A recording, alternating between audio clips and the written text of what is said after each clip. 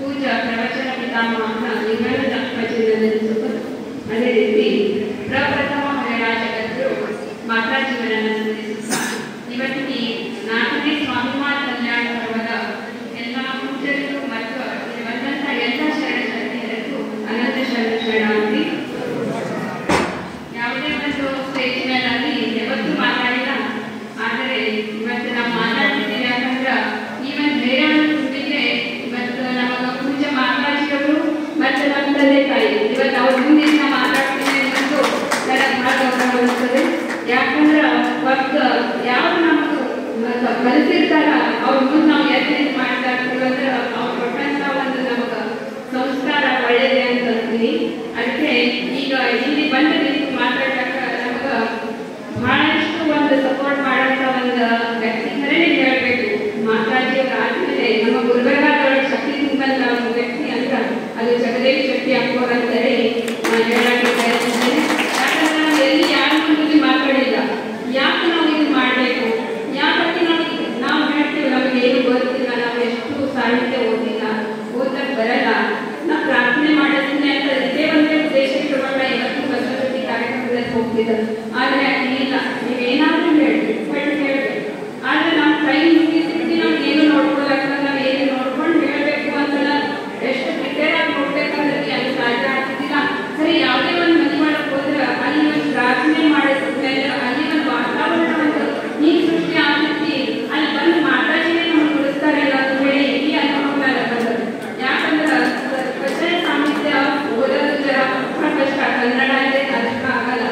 ಅದಕ್ಕೆ ನಾವು ಜ್ಯೋತಿ ಕಾರ್ಯಕ್ರಮ ಮಾಡಿಸ್ಬೇಕು.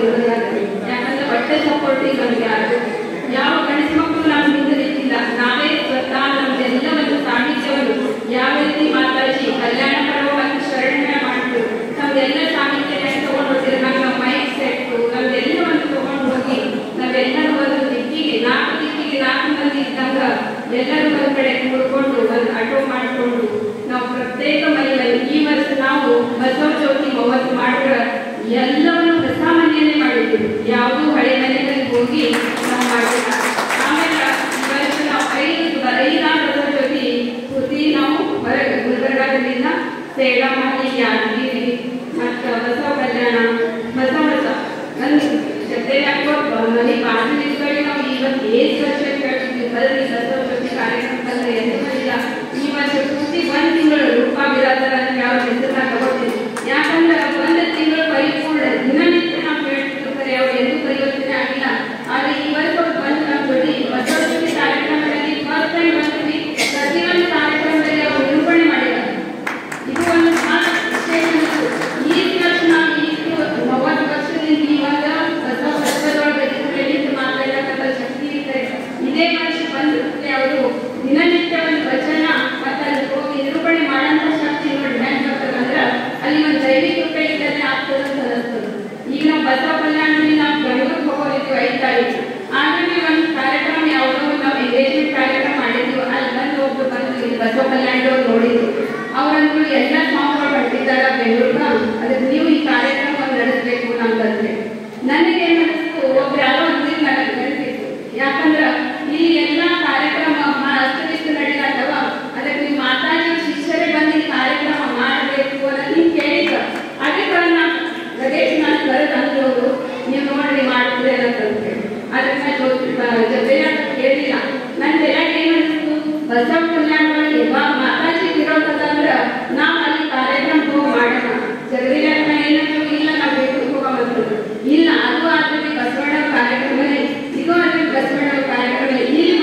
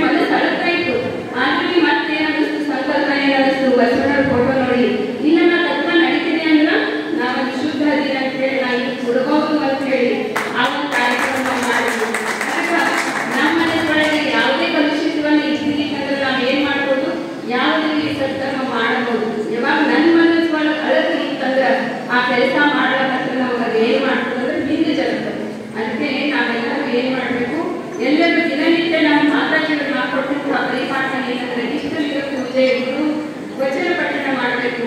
ಆ ವಚನ ಪಠಣ ಒಂದೇ ಒಂದು ವಚನಗಳನ್ನು ನಾನು ನಡೀತೀನಿ ಅಂತ ಸಂಕಲ್ಪ ಮಾಡಿಕೊಂಡು ನಾವು ಮುನ್ನಡೆಯಬೇಕು. ಅದರಲ್ಲೇ ನಮಗೆ ಯಶಸ್ವಿ ಬರ್ತದ. ಯಾಕಂದ್ರೆ ಎಷ್ಟೋ ವರ್ಷದಿಂದ ರಾಷ್ಟ್ರೀಯ ಬಸವಗಳ ಗುರುಬರಹ ಒಳಗ ಯಾವುದೂ ಕಾರ್ಯ ನಡೆಯಲಿಲ್ಲ. ಅದು ನಾನು ಮಾಡ್ತಾ ಇದ್ದೀವಿ ಅಂತ ನಾನು ಹೆಮ್ಮೆ ಆಗ್ತಾ ಇದ್ದೀನಿ. ಯಾಕಂದ್ರೆ ಮಾತಾಡಿದ ಹೆಮ್ಮೆ ಮಕ್ಕಳಾಗಿ ನಾವು ಅದು ಬೆಳೀತಾ ಇದ್ದೀವಿ. ಆದರೆ ಶಕ್ತಿ ನಮ್ಮ ಜಗದೇ ಅಕ್ಕ ಮತ್ತು ಕ್ರಾಂತಿಗಳ ಬಗ್ಗೆ ಅಕ್ಕ ನಮ್ಮ ಮಹಿಳಾ ಘಟಕದಲ್ಲಿ ತುಂಬಲಿ ಅಂತ ಹೇಳಿ ನನಗೆ ಎರಡು ಏನೋ ನಾನು ಏನು ಮಾತಾಡಿದ ವಿಷಯ ತಗೊಂಡಿಲ್ಲ. ಆದರೆ ನಾವು ಏನು ಕೆಲಸ ಮಾಡಿದ್ವಿ, ಏನು ಮಾಡ್ತಾ ಇದ್ದೀವಿ. ಯಾಕಂದ್ರೆ ಪ್ರತಿಯೊಂದು ರಾಷ್ಟ್ರೀಯ ಬಸವದೊಳಗೆ ಹೆಣ್ಮಕ್ಳು ಹೋಗಿ ನಾವು ಏನು ಮಾಡಬೇಕಾದ್ರೆ ಇದು ಕೆಲಸ ಮಾಡಬೇಕು. ಯಾಕಂದ್ರೆ ಒಂದು ಹೆಣ್ಣು ಮಗಳಿಗೆ ಹೋಗಿ ಹೇಳೋದಾದ್ರೆ ಅದಕ್ಕೊಂದು ವಜನ್ ಶಕ್ತಿ ಬರ್ತದೆ. ಇವತ್ತು ಹೆಣ್ಣು ಆ ತಾಯಿ ಸ್ವರೂಪೆ ಆಗಿ ಹೇಳೋದಾದ್ರೆ ಅವ್ರಿಗೆ ತಿಳಿತದ. ಈ ಗಂಡು ಮಕ್ಕಳು ಎಷ್ಟು ಹೇಳಿ ನೋಡೋದು ಭಾವನೆ ಅಷ್ಟು ಅದಕ್ಕೆ ಮುಟ್ಟಲ್ಲ. ಒಂದು ಹೆಣ್ಣು ಮಗಳಿಗೆ ಹೋಗಿ ಈ ಥರ ಮಾಡಬೇಕು. ನಾವು ಹೇಳ್ತೀವಿ ನಾವು ಎಲ್ಲ ಏಕದೇವೋಪಾಸಕರಲ್ಲಿ ನಾವು ಯಾವುದೂ ಪೂಜೆ ಮಾಡಲ್ಲ. ಇವತ್ತು ನಮ್ಮ ಮಕ್ಕಳಿಗೆ ಇಂಜಿನಿಯರ್ ಡಾಕ್ಟರ್ಸ್ ಎಲ್ಲ ನನ್ನ ಬಳಿ ಗಾಡಿ ಎಲ್ಲ ಇಷ್ಟಪಡ್ತಾರೆ. ಎಲ್ಲರಿಗೆ ಯಾಕೆ ಪೂಜೆ ಮಾಡ್ತಾರೆ ಹೆಣ್ಮಕ್ಳನ್ನ? ಗಣಪತಿ ಪೂಜೆ ಬುದ್ಧಿಗಾಗಿ ಮಾಡೋದು, ಲಕ್ಷ್ಮೀ ಪೂಜೆ ರೊಕ್ಕಕ್ಕಾಗಿ ಮಾಡೋದು. ನೀವು ಬಹಿರಂಗ ರೂಪಾಯಿ ಇಟ್ಟು ಕಲಿಸಾಲ ನಾವು ಯಾವುದು ಮಾಡಿದ್ರೆ ನಮ್ಮಲ್ಲಿ ಎಲ್ಲನೂ ಅದನ್ನ ಮತ್ತು ನಮ್ಮ ಟೈಮ್ ವೇಸ್ಟ್ ಆಗಲ್ಲ, ಎಲ್ಲನೂ ಮಾಡಬೇಕಾಗಲ್ಲ. ಆಮೇಲೆ ನಮ್ಗೆ ಏನು ಸಿಗ್ತದ ವಚನ ಸಾಹಿತ್ಯದಿಂದ ಜ್ಞಾನ ಸಿಗ್ತದೆ. ಇಂಥ ಒಂದು ನಾವೆಲ್ಲವನ್ನ ಅವ್ರಿಗೆ ತಿಳಿಸಿದ್ರೆ ಒಂದು ಕ್ಷಣಕಾಲ ಹೂ ಅಂತಾರೆ. ಆಮೇಲೆ ಅವ್ರು ಏನೇನು ಮಾಡೋದಕ್ಕ ಅದಕ್ಕೇನಿಲ್ಲ. ಬರೀ ಹೋದಾದ್ರೂ ನಮ್ಗೆ ಅದು ಒಂದು ಹೇಳ್ತಾರೆ ಇಲ್ಲ ಹೌದು ಅಂತ ಹೇಳ್ತಾರೆ. ಅಷ್ಟೇ ನಮ್ಮ ಸಮಾಧಾನ. ಮೊನ್ನೆ ಒಂದು ಘಟನೆ ಏನಾಗ್ತದೆ, ನಾವು ಕಲ್ಯಾಣ ಕ್ರಾಂತಿ 9 ದಿನ ಮಾಡ್ಬೇಕಂತ ಹೇಳಿ ಒಂದಿನ ಹೋಗಿದ್ದೀವಿ. ನಾವು ಬಸವ ಪಟ್ಟಕ್ಕೆ 9 ದಿನ ಓದ್ತಿದ್ದೀವಿ ಬಸವ ಚರಿತ್ರೆ. ಹೋದಾಗ ಆ ದಿನ ಜಾಗೃತಿ ಮಹಾಸಭಾಲು 25 ತಾರೀಕು ಒಂದು ಪ್ರೋಗ್ರಾಮ್ ಇಟ್ಟಾರೆ. ಅಲ್ಲಿ ಲದ್ದೆ ಅಪ್ಪೋರಂತ ಕಾರ್ಯದರ್ಶಿಗಳು ಅವ್ರಿಗೆ ಗೊತ್ತಿತ್ತು ದಿನ ಹೆಣ್ಮಕ್ಳು ಸಾಯಂಕಾಲ ಬಂದು 6 ಗಂಟೆಗೆ ಕಾರ್ಯಕ್ರಮ ಮಾಡ್ತಾರೆ. ಆದರೆ ಅವರು ಒಂದು ನಮಗೆ ಫೋನ್ ಮಾಡಿ ನೀವು ಬರಬೇಡ್ರಿ ಇವತ್ತಿದು ಕಾರ್ಯಕ್ರಮ ಆಗುತ್ತೆ ಅಂತ ಹೇಳಿ ನಮ್ಗೆ ತಿಳಿಸಿದ್ರೆ ನಾವಲ್ಲಿ ಹೋಗ್ತಿದ್ದಿಲ್ಲ. ನಾವೆಲ್ಲ ಪ್ರಸಾದ ಎಲ್ಲವನ್ನು ತಗೊಂಡು ಅಲ್ಲಿ ಹೋದೆವು. ನಿಂತು ನೋಡ್ತೀವಿ ಪೂರ್ತಿ ಇದು ಚೇರ್ ಎಲ್ಲ ತುಂಬ ಹೋಗ್ಯಾವ. ಈಗ ಏನು ಮಾಡಬೇಕು? ಇಲ್ಲಿ ಒಂದು ಮತ್ತೆ ಮನಸ್ಸು ಗದ್ದಲ್ ಮಾಡ್ಕೊಂಡು ಕಾರ್ಯಕ್ರಮ ಮಾಡೋದು ಬೇಡ, ಯಾಕೆ ಮನೆಗೆ ಹೋಗವಿ ನಾವು ಮಾಡೋಣ ಅಂತ ಹೇಳಿ ಹೋದ್ವಿ. ಅವಾಗ ಯಾರ ಮನೆ ನಮ್ಮ ಮನೆಯೊಳಗೆ ನಿಮ್ಮ ಮನೆಯೊಳಗೆ ಅನ್ಕೋತಿಲ್ಲ. ಇದು ಜಗದೇ ಹಚ್ಕೋಬೇಕಲ್ಲಿ ಅಂತೇಳಿ ಒಂದು ಭವಾನಿದು ಇದು ಮಾಡ್ತಿದ್ರು 9 ದಿನ ಕಾರ್ಯಕ್ರಮ. ಅಲ್ಲಿ ಹೋಗಿ ನಾವು ಇವತ್ತ ಸಿದ್ದರಾಮೇಶ್ವರ ಜಯಂತಿ ಇದು ಜೀವನ ಚರಿತ್ರೆ ಓದೋದದ. ಯಾಕಂದ್ರೆ ನಮ್ಗೆ ತಿಳಿಸೋದು ಮತ್ತೊಬ್ಬರಿಗೆ ನಾವೇ ಓದೋದು ದೊಡ್ಡದಲ್ಲ, ಮತ್ತೊಬ್ಬರಿಗೆ ತಿಳಿಬೇಕಲ್ಲ. ಅದಕ್ಕೆ ಹೋಗಿ ಅಲ್ಲಿ ಹೇಳಿ ನಮಗೆ ಸಿದ್ದರಾಮೇಶ್ವರ ಒಂದು ಪೂಜೆ ಮಾಡಿ ಅಲ್ಲಿ ಜೀವನ ಚರಿತ್ರೆ ಓದ್ತೀವಿ, 108 ಮಂತ್ರ ಪಠಣ ಮಾಡ್ತೀವಿ ಅಂತ ಹೇಳಿ ಅಂತರ ಅವ್ರು ಪಾಪ ಮಾಡ ಅಂತ ಹೇಳ್ಬೋದು. ಸ್ವತಃ ಸಿದ್ದರಾಮೇಶ್ವರ ನಮ್ಮ ಬಾಗಿಲಿಗೆ ಬಂದಾಗ ನಾವೇ ಮಾಡೋಣ ಅಂತ ಹೇಳಿಸಿದ್ದಾರೆ.